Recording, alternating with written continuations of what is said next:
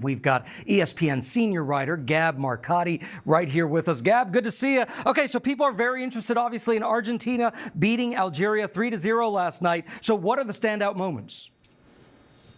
Well, obviously, a standout moment has to be Lionel Messi's hat trick. You know, he's the most anticipated star. He's a legitimate GOAT candidate. Most people would probably think he is the GOAT.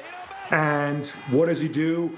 We often see people, superstars maybe starting tournaments slowly. Nope, he puts Argentina ahead early and then adds another two, and the legend only grows. The legend only grows, and that's why people are asking, is this his last World Cup?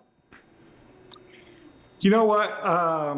He hasn't come out and definitively said yes or no. I think in the back of his mind, he's aware that kind of the flip side to Messi, his great rival, Cristiano Ronaldo, is a couple years older. He's now 40 years old. He's playing in this one. When you're such a competitor, maybe you don't want to rule anything out.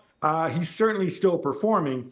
You know, the tricky thing with any athlete is World Cups only come around every 4 years. So who knows whether he's going to be at a standard that he's happy with 4 years from now.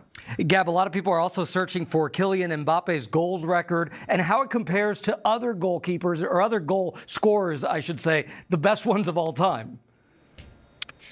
Yeah, that's right. Kylian Mbappe scoring 2 goals against in the opener against Senegal for France. What's pretty remarkable here is that Mbappe is still very young, but he has scored a ton of goals. And as you can see in the graphic, he is right up there, just on the verge of surpassing Miroslav Klose, the German striker.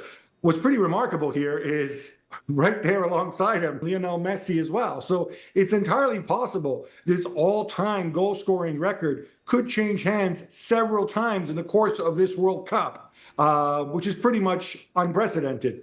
That's unbelievable. And that's adding to the excitement, of course. Okay, so one of the things that's so interesting, and I love seeing this all over social media, because this is happening in the United States, we have all of these players and fans really experiencing the U.S. for the very first time. And it's actually quite sweet to see all of these videos going around, people going to the stores and communities. So what's the reaction been like? You know what? The U.S. is such a big and diverse country, and obviously people are coming here from all over the world. What stands out to some people may not stand out so much for others, and vice versa.